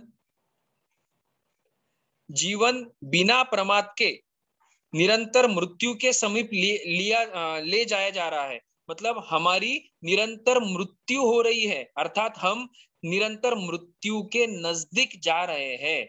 तो इससे जो बर्थडे आदि मनाते हैं, बर्थडे मनाना अर्थात जो पहले 10 साल का था अब उसकी उम्र 15 साल हो गई, फिर अब आगे उसकी उम्र 20 साल हो गई, तो मान लो कि वो 80 साल जीने वाला है, तो वो 10 साल के बाद 15 साल, फिर 20 साल, फिर 25 साल, इस तरह से वो धीरे धीरे मृत्यु की तरफ जा रहा है। तो फिर इससे बर्थडे मनाने का, सेलिब्रेट करने का कोई औचित्य रहता ही नहीं है। हाँ, जब जन्म दिवस आवे तब परमात्मा को याद करे, विशेष रूप से तीर्थंकर भगवंतों को याद करे, ज्यादा से ज्यादा त्याग प्रत्याख्यान करे और चिंतन करे कि इस दिन मैं माता के गर्भ से बाहर आया था, धन्य है मेरे वो पिछले भव के कर्म, अनंत पुण्यवानी, गुरु भगवंतों की कृपा कि मुझे ये अमूल्य मनुष्य भव की प्राप्ति हुई है, इस भव को मुझे गवाना नहीं है। इस तरह का चिंतन बर्थडे आदि प्रसंगों पर किया जाना चाहिए। जितना समय व्यतीत हो चुका है उतनी ही इस जीव की मृत्यु निकट आ गई। बराबर है, काल का चक्र निरंतर चल रहा है, काल रुकता नहीं है। भले ही आप आपके सेल की घड़ी जो है उसमें से सेल निकाल दो, लेकिन काल रुकेगा नहीं। ठीक है, आयु प्रतिक्षण क्षय होती जा रही है, आयु कम हो रही है, उम्र बढ़ रही है लेकिन आयु कम हो रही है। शरीर में जरा के मतलब बुढ़ापा, अब बुढ़ापा भी आक्रमण करेगा। इसीलिए दशवैकालिक में भी कहा है, जाविंदिया न हायंती ताव धम्मम समायरे, जब तक तुम्हारी ये इंद्रिया शिथिल नहीं हो जाती है तब तक धर्म का आचरण कर लो। क्योंकि बुढ़ापा आने के बाद, रोग आने के बाद धर्म करना तो दूर रहा, कदाचित आप पाप भी नहीं कर पाओगे, क्योंकि शरीर शिथिल हो चुका है। मन और वचन से तो होता है, लेकिन शरीर की अगर बात करें तो शरीर शिथिल हो चुका है, तो पाप भी नहीं जल्दी से होता है, तो धर्म कहाँ होगा। इसलिए भगवान फरमाते हैं, जाविंदिया न हायंती ताव धम्मम समायरे। अब ये सब उपदेश चित्त मुनि ने ब्रह्मदत्त चक्रवर्ती को कहा। अब ब्रह्मदत्त चक्रवर्ती कहने लगे कि हे मुनिराज, जिस प्रकार इस संसार में होता है और यह जिस प्रकार इस संसार में होता है और यह वचन जो आप मुझे कह रहे हो, जो भी उपदेश अभी तक आपने मुझे बताया वो मैं जानता हूं, क्योंकि पिछले भाव में संयम पालन किया था, ज्ञान ध्यान भी किया था। अब वे संस्कार तो उन्होंने थोड़े से धूमिल कर दिए थे क्योंकि निदान किया था। अब इस भाव में चित्त मुनि मिले, उनके दर्शन हुए, चित्त मुनि ने वापिस वो रिवाइज कर दिया, उनको याद करा दिया, ठीक है, उपदेश के रूप में। अब इनको वो उपदेश बराबर लगा, तो इसलिए वे कह रहे हैं कि हे मुनिराज, आप जो कह रहे, जो भी वचन आपने कहे वो मैं भी जानता हूं, किंतु ये भोग मेरे लिए प्रतिबंध उत्पन्न करने वाले हैं, जो मुझे लोगों के लिए, जो मुझ जैसे लोगों के लिए दुर्जय है। मतलब ये जो काम भोग है, 5 इंद्रियों के विषय है, ये मेरे लिए प्रतिबंधक है। वर्तमान के हमारे जीवन से हम थोड़ा सा कंपेयर कर सकते हैं या सोच सकते हैं कि मोबाइल को भी अगर छोड़ना है मोबाइल के भी मान लो कोई पचकान देवे, कोई मारा सा पचकान देवे, 3 घंटे तक या 6 घंटे तक मोबाइल को स्पर्श नहीं करना। या जो भी आपके काम है, इनकमिंग आउटगोइंग कॉल जो व्यापार संबंधित है, घर संबंधित है, उतना कर लिया और बस उसके बाद मोबाइल को स्पर्श नहीं करना, अर्थात व्हाट्सएप नहीं, फेसबुक नहीं, ट्विटर नहीं और गेम्स भी नहीं। तो उतना भी पालन करना हमारे लिए कठिन हो जाता है। क्यों? क्योंकि हमने अभी अपने आप को मोबाइल और ये जो बाकी जो भी टेक्नोलॉजी और गैजेट्स है उसके अधीन कर दिया है। ठीक है, तो हमारे लिए जिस तरह से छोड़ना अत्यंत कठिन है। ब्रह्मदत्त तो 6 खंड के राजा, 6 खंड के राजा थे वे, तो वे भी बता रहे हैं वे बता रहे हैं कि ये भोग मुझे रोक रहे हैं, मैं समझता तो हूं लेकिन ये भोगों को छोड़ना मेरे जैसे व्यक्ति के लिए दुर्जय है, कठिन है। अब इससे अपन समझ सकते हैं कि जिसके पास धन है वो व्यक्ति का जीवन सफल है, या जिसके पास धन नहीं है, निर्धन है, उस व्यक्ति का जीवन सफल है। तो शास्त्र से हमको समझ में आता है कि उसी व्यक्ति का जीवन सफल है जिसके जीवन में धर्म है। और आगमों में शास्त्रकार फरमाते हैं श्रावक के लिए कि धर्म उसके जीवन में कैसा होना चाहिए, सिर्फ रक्त तक नहीं, नसों तक नहीं, हड्डी में और हड्डी के अंदर जो मज्जा है, मतलब बोन मैरो है, उसके अंदर वो धर्म बसा हुआ होना चाहिए। मतलब प्रत्येक प्रसंग पर श्रावक ये विचार करता है कि ये कार्य करना चाहिए या नहीं करना चाहिए। ये कार्य, संसार का कार्य नहीं किया तो मेरा जीवन का निर्वाह होगा या नहीं होगा, और अगर करना पड़े तो यत्न से किया जा सकता है। इस तरह का चिंतन कंटिन्यूअसली श्रावक और श्राविकाएं करते रहते हैं। तो ब्रह्मदत्त चक्रवर्ती 6 खंड का राजा होने के बावजूद वो कमजोर हो गया। किसके सामने? चित्त मुनि के सामने। वे चित्त मुनि के पास मोबाइल तो था ही नहीं, गाड़ी नहीं, घोड़ा नहीं, हाथी नहीं, कोई सेना नहीं, स्त्री नहीं, खाने के लिए भी आहार संबंधी आप देखो उनके पास पात्र होंगे, और पात्र में भी उन्होंने जमा कर नहीं रखा है, लाकर नहीं रखा है। इसलिए भगवान ने नियम दिया साधुओं के लिए कि पहले प्रहर में लाया हुआ आहार चौथे प्रहर में काम नहीं लिया जा सकता। ठीक है, और रात को तो आहार पानी रखने का विषय ही नहीं है साधु के लिए। मतलब वे चित्त मुनि के पास वस्त्र, चोलपट्टा और ऊपर की जो चद्दर है, रजोहरण, मुंह पत्ती, फिर भी वे मुनि की सामर्थ्य देखो क्यों उनकी ज्यादा है। क्योंकि जो इस संसार में 14 राजलोक में कठिन कार्य होता है, उस कार्य को उन मुनि राज ने सफल कर दिया, किनारे तक पहुंचा दिया, अर्थात विषयों का त्याग कर दिया। और वो ब्रह्मदत्त चक्रवर्ती अपने आप को 6 खंड का राजा मानने वाला और है, वो 6 खंड का राजा आधे खंड को भी छोड़ नहीं पाता है, अपने वस्त्र, अपने आभूषण और स्त्रियों को भी नहीं छोड़ पाता है। तो वो अपनी असमर्थता वहां पर व्यक्त करता है। लेकिन इस गाथा के माध्यम से जो उन्होंने कहा कि अहम वि जानामि जहेय साहू, जानामि मैं जानता हूं, तो यहाँ पर उन्होंने जो वे भाव व्यक्त किए कि मैं ये समझता हूं, जानता हूं, तो इस गाथा से गुरु भगवंत फरमाते हैं कि हो सकता है कि लगभग ब्रह्मदत्त चक्रवर्ती को वहां पर सम्यक्त्व की प्राप्ति हुई, क्योंकि मुनिराज ने जो उपदेश दिया उस उपदेश को ब्रह्मदत्त चक्रवर्ती ने श्रद्धा पूर्वक स्वीकार तो किया कि हाँ भगवंत, जो आप कह रहे हैं वो सत्य है, मैं भी समझता हूं। फिर आगे उनकी चारित्र की शक्ति नहीं थी, इसलिए उन्होंने अपनी असमर्थता व्यक्त की। बस हमारी 35 गाथा है, एक लगभग 10 मिनट और चलेगा। तो हमको भी ध्यान रखना है, जैन धर्म अत्यंत सूक्ष्म है। साधु संतों के अपने अपने नियम होते जो भगवान ने बनाए हुए हैं। कोई यहाँ के प्रधानमंत्री या राष्ट्रपति या अन्य कोई मंत्री आदि ने नहीं बनाए हुए, कोई गुंडे ने भी ये नियम नहीं बनाए हैं, कोई धनवान व्यक्ति ने ये नियम नहीं बनाए। जो साधु संतों की समाचारी है और नियम है वो तीर्थंकर भगवंत के काल, महावीर स्वामी के काल से चली आ रही है। तो सूक्ष्म बातें अगर हमको समझ में नहीं आवे, तत्व की भी बातें, गणित की बातें हमको ध्यान में नहीं आवे, ज्योतिष की बातें, चंद्र नजदीक है या सूर्य नजदीक है, ये जो साइंटिस्ट कह रहे हैं कि चंद्रमा पर गए हैं, मंगल पर गए हैं, वो सब बातें हमको समझ में नहीं आती है, प्रूव नहीं कर सकते हैं। उन बातों को मात्र आगमों के आधार पर, ग्रंथों के आधार से हमको शुद्ध भावों से स्वीकार करना है। लेकिन अगर हम उसको प्रूव करने के चक्कर में चले गए, या कहीं ना कहीं हमको भाव आ गया कि जो भगवान ने कहा था वो अभी तक हमारे पास शायद ना पहुंचा हो, या कुछ गड़बड़ी होकर पहुंचा हो, कुछ गाथाएं है कुछ गाथाएं नहीं, इस तरह की शंकाएं उत्पन्न होगी, तो फिर हमारा सम्यक्त्व टिकने वाला नहीं है। आसान तरीका यह है, तमेव सच्चम निसंकम जम जिने ही पवेयम। जो जिनेश्वर भगवंतों ने कहा है वो निशंकित है, वो सत्य है। तो हमको सम्यक्त्व भी आ जावे तो हम अर्ध पुद्गल परावर्तन के अंदर मोक्ष में चले जाएंगे, और सम्यक्त्व आने के बाद अगली सीढ़ी है श्रावक बनो, साधु बनो। अब आगे हे चित्त मुनि, वे ब्रह्मदत्त चक्रवर्ती कह रहे हैं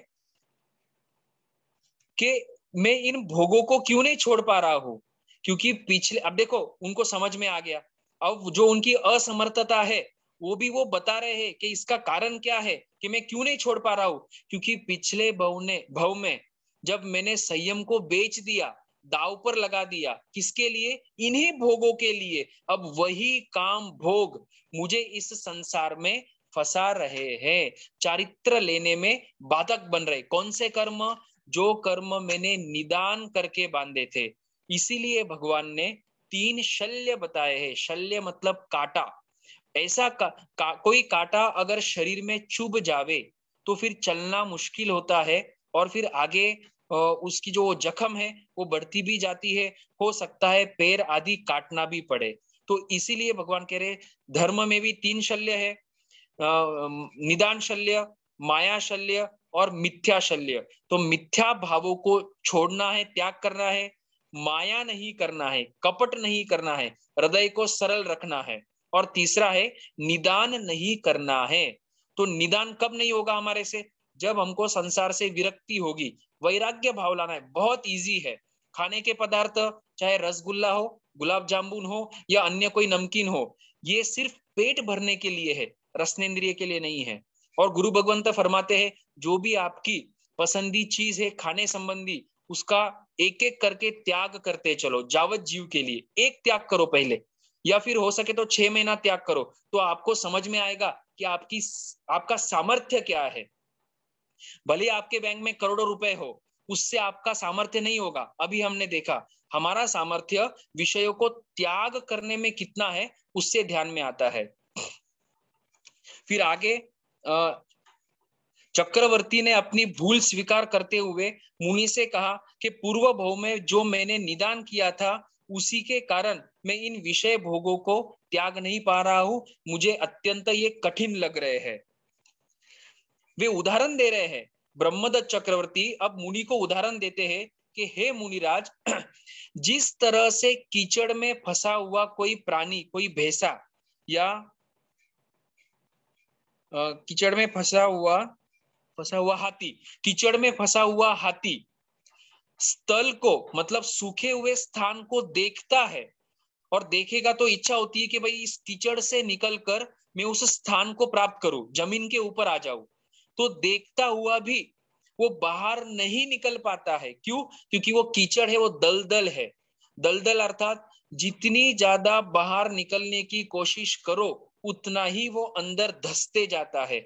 मतलब मुझे सामने ये दिख रहा है कि संयम लेने से ही मेरी आत्मा सुखी हो सकती है और मुक्ति को प्राप्त कर सकती है, लेकिन इतना जानते हुए भी उस हाथी के समान हूं मैं तो इस काम भोग रूपी कीचड़ में फंसते ही जा रहा हूं।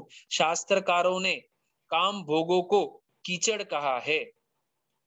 अपना शरीर भी ये त्वचा है, स्किन है, इसलिए थोड़ी बहुत अच्छी दिखती है बाहर से, लेकिन द मोमेंट ये स्किन निकल जाएगी तो अंदर आपको मेरा और आपका शरीर बिल्कुल समान दिखाई देगा, अर्थात अशुचि के पदार्थ भरे हुए हैं। और वे पदार्थ जब शरीर से बाहर निकलते हैं तब हम सब जानते हैं कि किस तरह की दुर्गंध आती है। तो इस तरह से वे फरमा रहे हैं कि मैं जानता हूं कि संयम लेना ही श्रेयस्कर है, लेकिन मैं नहीं ले पा रहा हूं। क्यों नहीं? क्योंकि पिछले भाव में मैंने निदान किया था। अब 31वीं गाथा है, अनित्यता दिखने। वापिस मुनि ने उपदेश दिया। मुनि उनका हित चाहते थे। बात तो आपकी बराबर है, आप जानते हो कि संयम जीवन ही सही है, लेकिन सिर्फ जानने से कुछ नहीं होगा। क्योंकि गुरु भगवान फरमाते हैं कि मान लो आप घर में सोए हुए हो और कोई चोर आया और आपके पास कोई सोया हुआ है, दूसरे व्यक्ति ने कहा अरे अरे जागो, उठो, लगता है कोई चोर आया हुआ है, और आप उसको उठकर कहो कि हाँ मैं जानता हूँ चोर आया हुआ है। फिर वापिस वो आपको कहे कि अरे भाई जागो जागो, चोर आया हुआ है।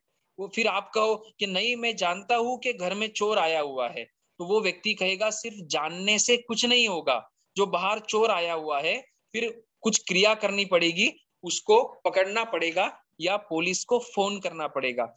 उसी तरह से मात्र जानने से जीवन का कल्याण नहीं होगा।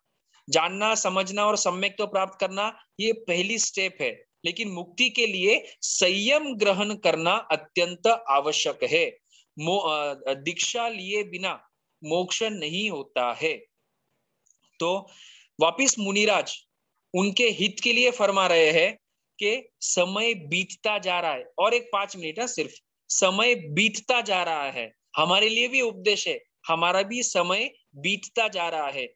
एक आप एक्सरसाइज कर सकते हैं घर पे कि आपकी जितनी भी उम्र है, 40, 50, 60 वर्ष, 30 वर्ष, उसमें आप हिसाब लगाना, आप सोए कितने घंटे, आपने खाने पीने में कितने घंटे बिताए, कितना समय बिताया, फंक्शन पार्टी गेट टुगेदर आदि में कितना समय बिताया, पढ़ाई करने में और खेल कूद में कितना समय बिताया, और सच्चा धर्म करने में कितना समय बिताया। आपको परसेंटेज अपने आप ही पता चल जाएगा। तो इतना समय बीत रहा है, रात्रियां त्वरित गति से निकल रही है, रात्रि और दिन एक एक करके बीत रहा है। पुरुषों के भोग भी नित्य नहीं है। तो वहां पर फरमा रहे ये जो भी काम भोगे वो नित्य नहीं है। पुण्यवानी है तब तक ही ये धन दौलत रहेगी, पुण्यवानी चली गई तो धन भी चला जाएगा। मान लो कि पुण्यवानी जीवन भर रही तो जीवन समाप्त होते ही अगला भाव प्राप्त होगा, वहां पर शायद ये धन दौलत नहीं मिलेगी। ये भोग पुरुष के पास स्वतः ही आकर फिर उसे छोड़ देते हैं, जिस प्रकार फल रहित हुए वृक्ष को पक्षी छोड़ देता है। वो एक उदाहरण दिया हुआ है।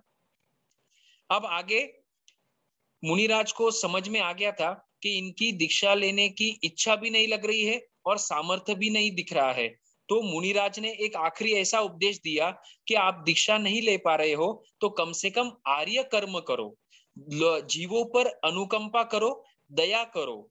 और आगे बताया, या फिर मार्गानुसारी के गुणों को अपनाओ। और आगे बताया कि कम से कम आप श्रावक धर्म का तो पालन करो। तो इतना समझाने के बाद भी मुनिराज ने देख लिया कि चित्त मुनि जो है, ब्रह्मदत्त चक्रवर्ती जो है, वो किसी भी प्रकार का सत कार्य करने की उनकी भावना नहीं लग रही है। तो चित्त मुनि ने कहा कि तुम आरंभ और नहीं, मैं गाथा पढ़कर ये अर्थ पढ़कर सुनाता हूं। मुनि के इतना कहने पर भी जब राजा ने उनका उपदेश नहीं माना तो मुनि ने उदासीन भाव से कहा कि तुम्हारी भोगों को छोड़ने की बुद्धि नहीं है। कहीं हमारे लिए भी ऐसा ना हो कि हमारे गुरु भगवंत हमको कह देवे कि मुझे तो ऐसा लग रहा है कि तुम्हारे भी भोगों को छोड़ने की इच्छा नहीं लग रही है और तुम आरंभ और परिग्रह में आसक्त हो रहे हो। हे राजन, मैंने व्यर्थ ही इतना विप्रलाप बकवाद किया, अतएव अब आपको सूचित करके मैं जाता हूं। ठीक है, तो उन्होंने देखा कि वे मान नहीं रहे, समझ नहीं रहे, तो मुनि वहां से निकल गए। अब इस अध्ययन में आप देखना, पहले तो ब्रह्मदत्त चक्रवर्ती ने मुनि को आमंत्रित किया कि तुम काम भोगों का सेवन करने के लिए मेरे साथ चलो। फिर मुनि ने उत्तर दिया कि ये जो तुम काम भोग आदि बता रहे हो वो अनित्य है, दुखदायी आदि है। तो मुनि ने उनको उपदेश देकर ब्रह्मदत्त को कहा कि तुम मेरे पास चलो। ब्रह्मदत्त कह रहे मुनि तुम मेरे साथ चलो, मुनि कह रहे कि ब्रह्मदत्त तुम मेरे साथ चलो। तो हमको समझ में आ रहा है कि हितकर तो यही था कि ब्रह्मदत्त चक्रवर्ती वहां पर दीक्षा ले लेवे, क्योंकि चक्रवर्ती दीक्षा लेते हैं। ब्रह्मदत्त भरत चक्रवर्ती को तो अलीसा भवन में केवल ज्ञान हुआ, और बाकी के जो 9 चक्रवर्ती है, एक शुभम चक्रवर्ती को छोड़ दो और ब्रह्मदत्त को छोड़ दो, बाकी के 10 चक्रवर्तियों ने संयम जीवन को स्वीकार किया और फिर वे उसी भाव से मोक्ष में चले गए। शुभम और ब्रह्मदत्त चक्रवर्ती ने दीक्षा ग्रहण नहीं करी, तो ना ही ब्रह्मदत्त का मुनि ने माना और ना ही उन मुनि का उपदेश ब्रह्मदत्त ने माना। अब उसका फल देखना। तो आगे की 2 गाथा है। एक गाथा में वर्णन आएगा कि ब्रह्मदत्त चक्रवर्ती अगले भाव में कहा चले गए, और लास्ट गाथा में वर्णन आएगा कि ये चित्त मुनि काल करके कहां पर चले गए। तो यहाँ पर आ रहा है कि उन साधु के उपदेश का पालन नहीं करके और काम भोगों को भोग कर वह पांचाल देश का राजा, अर्थात वो 6 खंड का राजा जिसका नाम ब्रह्मदत्त था, वो अनुत्तर नरक में उत्पन्न हुआ। उसकी देखो जीवन है, एक ना एक दिन समाप्त होने वाला है। वो मुनिराज ने पहले बोल दिया था, समय बीतता जा रहा है, मृत्यु नजदीक आ रही है। तो एक दिन उस ब्रह्मदत्त चक्रवर्ती की भी मृत्यु आई, और काल करके वो आत्मा कहाँ चली गई? सीधा अधोलोक में। 7 नरक है, 7वीं नरक में 5 नरकावास है। उन 5 नरकावासों को भगवान ने महानरकावास कहा है, अनुत्तर नरकावास कहा है, मतलब अत्यंत वेदना वहां पर होती है। उस अप्रतिष्ठान नाम के नरकावास में, 5वें नंबर के नरकावास में ब्रह्मदत्त की आत्मा उत्पन्न हो गई। तो आज चिंतन करना, जो पहले 6 खंड का राजा था वो वर्तमान में, आज तारीख क्या है? 11 जुलाई 2021, लगभग इंडिया में 9:15 बजे हुए हैं। अभी वो आत्मा कहाँ है? वो आत्मा 7वीं नरक में दुख भोग रही है। हमने जब ये अध्ययन किया तभी भी वही थी, अभी भी वहीं पर है। कितना टाइम हुआ उसको 7वीं नरक में जाकर? लगभग 54,000 वर्ष, क्योंकि ये नेमिनाथ भगवान के शासन में हुए थे। तो लगभग 54,000 वर्ष उनको हुए हैं। 54,000 वर्ष से ब्रह्मदत्त की आत्मा 7वीं नरक में दुखों को भोग रही है। अगर उन्होंने दीक्षा ले ली होती तो कदाचित स्वर्ग या मोक्ष में चले जाते। दीक्षा नहीं ली, 7वीं नरक में गए। 7वीं नरक में उनके 54,000 बर्थडे हो गए। कितने बर्थडे हुए? 54,000। कितने टाइम और उनको वहां पर रहना है? तो भगवान फरमाते हैं टोटल 33 सागरोपम तक वो ब्रह्मदत्त की आत्मा 7वीं नरक के अप्रतिष्ठान नामक नरकावास में रहने वाली, प्रचंड दुखों को भोगने वाली है। खाने के लिए कुछ भी नहीं, पीने के लिए कुछ भी नहीं, वस्त्र नहीं, मेकअप नहीं, अत्यंत कुरूप शरीर, वैक्र्य शरीर भी ऐसा मिला है कि काटो मारो, ठंडी भी अत्यंत है, फिर भी वो जीव मृत्यु के ये काल आने के पहले मरेगा नहीं। 33 सागरोपम तक वहीं पर रहने वाला है। 33 सागरोपम, और 33 सागरोपम is equal to infinite years, uncountable years. इतने समय तक वो वहां पर रहने वाला है। इसका मतलब काम भोगों का ये फल होता है, ये हमको प्रत्यक्ष में दिख रहा है। तीर्थंकर भगवान हमारे हित के लिए ये बता रहे हैं। उत्तरदायन सूत्र भगवान महावीर स्वामी ने मोक्ष जाने के पहले बताया है हमारे हित के लिए, ठीक है। और अब आखिरी गाथा है कि वे चित्त मुनि कहां पर गए? जिनको धन मिला था, स्त्रियां भी मिली थी, समाज में इज्जत भी थी, मान प्रतिष्ठा भी थी, उन्होंने वो जो त्यागा और मुनि बन गए। वस्त्र भी कदाचित मलिन, शरीर भी नहाते नहीं थे, कदाचित मलिन, पता नहीं शरीर पर लगा हुआ मेल नहीं निकालते थे, समभाव में जीवन जीते थे, कोई आक्रोश नहीं, कोई क्रोध नहीं, कोई लोभ नहीं, परिग्रह नहीं, द्रव्य को साथ में रखा हुआ नहीं, ऐसा वो मुनि कहां पर गया? तो आखिरी गाथा में भगवान फरमा रहे, वे मुनिराज काल के समय काल करके 8 कर्मों का क्षय करके सीधा सिद्धि गति में चले गए, सिद्ध हो गए, कृतकृत्य हो गए, मुक्ति को प्राप्त हो गए। ये फल हमको इस 13वें अध्ययन में दिख रहा है कि काम भोगों का फल अत्यंत दुख की प्राप्ति होता है, और उन्हीं काम भोगों को अगर कोई छोड़ता है तो ऐसा जीव मुक्ति को प्राप्त करता है। इस तरह से ये हमारा 13वां अध्ययन समाप्त होता है। एक बात आपको और एक आखिरी बतानी है, चक्रवर्तियों का नियम।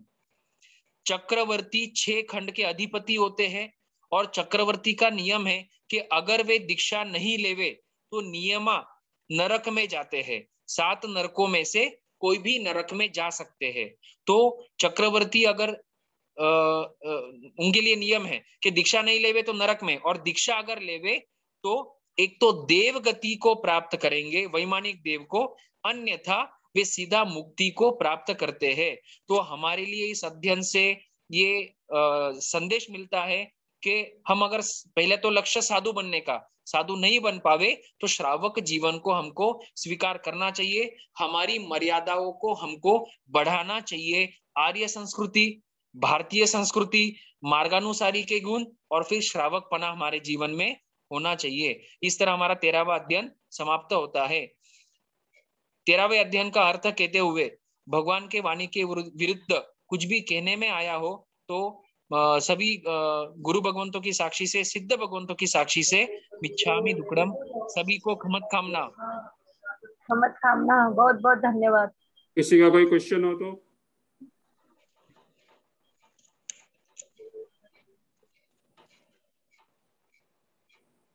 किसी को कुछ पूछना है?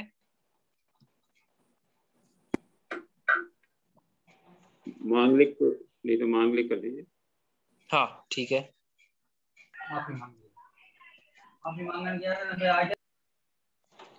किसी ने हैंड रेज किया है, एक क्वेश्चन आया है शायद। सपना जी। हाँ एक क्वेश्चन ले लेते हैं।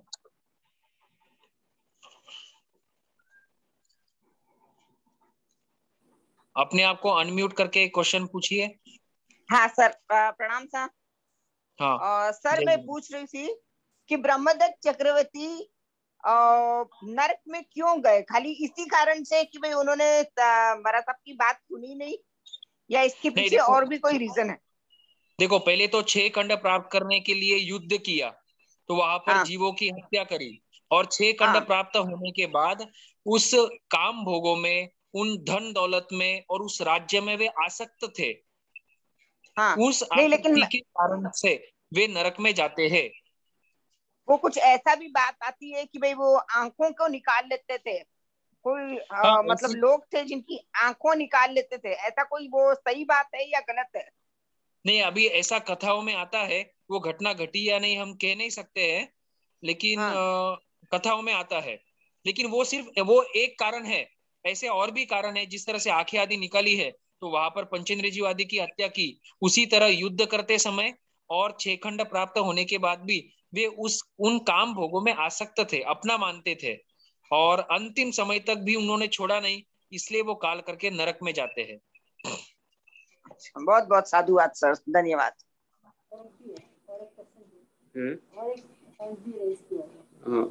और किसी को कुछ पूछना है? एक नौका कितने सबके संवर पल जाएंगे, सब लोग नौका। हाँ, जो हमने संवर लिया था उसको पारते हैं। हाँ सर। और हाँ पर बोल नहीं दी ना जिनेंद्र भैया। Hello hello. हाँ जय जिनेंद्र भैया, हम कटंगी से बोल रहे हैं। एक क्वेश्चन पूछना था आपसे। हाँ बोलिए। मैं बोली, भगवान ने जो बताया साधुओं को क्रिया कैसी पालना चाहिए, जो जितेंद्र ने बताया, मगर वैसा तो अभी क्रिया पालने में मतलब असमर्थ है लोग, तो उसके लिए क्या करना चाहिए?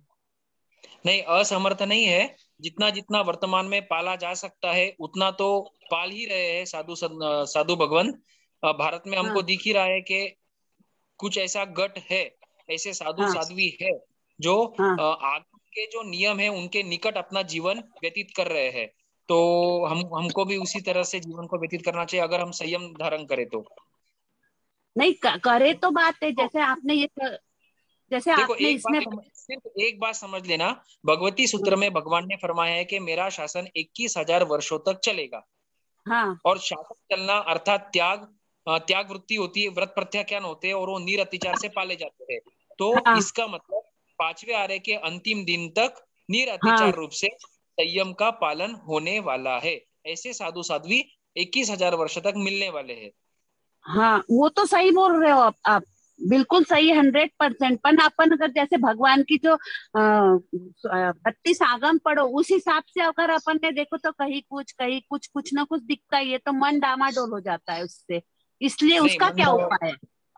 मन डावाडोल नहीं करे। आप जब साड़ी वगैरह खरीदने जाते हो तो आप क्वालिटी चेक करते हो। बहुत ज्यादा साड़ियां देखकर मन डावाडोल नहीं होता है, लेकिन आप बहुत ज्यादा क्यों देखते हैं? ताकि कोई अच्छी प्राइस वाली, अच्छी क्वालिटी वाली, ज्यादा टिकने वाली और फंक्शन के अनुसार आप वो साड़ी चॉइस कर सकते। तो अपनी बुद्धि को वहां पर अपन यूज करते, उसी तरह से यहाँ पर भी अपनी बुद्धि को इस्तेमाल करना है। और ये 5वां आ रहा है, ये सब दिखाई देने वाला है, उसमें भी हमको अच्छा वाला चूज कर लेना है बस। धन्यवाद जय जिनेन्द्र भैया। संवर पालने के लिए नौकार बोल देता हूँ। सम्मम कायनम फास्यम पालियम सोयम तिरियम किटियम आरायम आनाय अनुपालियम भवई जमच न भवे तसमिच्छामि दुक्कडम। नमो अर्यंतानम, नमो सिद्धानम, नमो आयरियानम, नमो वज्जायनम, नमो लोय सवसाउनम ऐसो पंचनमुक्कारो सव्व पावपनासनो मंगलानंच सव्वेसिम पडमम हवई मंगलम। मंगलिक फरमा दीजिए सा। श्वेता,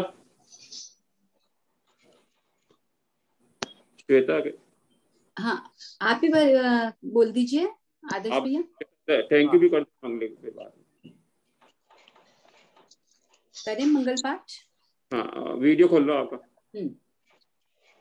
गुरुदेव की आज्ञा से चत्तारि मंगलम अर्हंता मंगलम सिद्धा मंगलम साहू मंगलम केवली पणत्तो धम्मो मंगलम। चतारी लघुत्तमा अर्हंता लघुत्तमा सिद्धा लघुत्तमा साहू लघुत्तमा केवली पणत्तो धम्मो लघुत्तमो। चतारी शरणं पवज्जामि अर्हन्ते शरणं पवज्जामि सिद्धे शरणं पवज्जामि साहू शरणं पवज्जामि केवली पणत्तम धम्मम शरणं पवज्जामि। अरिहंतों का शरणा, सिद्धों का शरणा, साधुओं का शरणा, केवली प्ररूपित दया धर्म का शरणा। 4 शरणा, मंगलिक करना, दुर्गति हरना, सुख करना और न शरणा कोई होगा। जो भव्य प्राणी करे आराधन उसका अजर अमर पद होगा। मंगलम भगवान वीरो, मंगलम गौतम प्रभु, मंगलम स्थूली भद्राया, जैन धर्मोस्तु मंगलम। सर्व मंगल मांगल्यम सर्व कल्याण कारणम प्रधानम सर्वधर्माणाम जैनम जयति शासनम, जैनम जयति शासनम। Thank you Shweta, Adarsh ji, thank you. जय Jinendra all. Thank you so much Adarsh भाई फॉर द वंडरफुल सेशन। इतने सुंदर तरीके से आपने चित्र और संभूति मुनि का वर्णन हमारे सामने रखा। It was really beautifully presented. हम सब आपका आभार व्यक्त करते हैं और इसी तरह फ्यूचर में आपके द्वारा हमें ऐसा सेशन मिलता रहे और सभी को धर्म लाभ प्राप्त होता रहे। Thank you so much. Thank you everybody.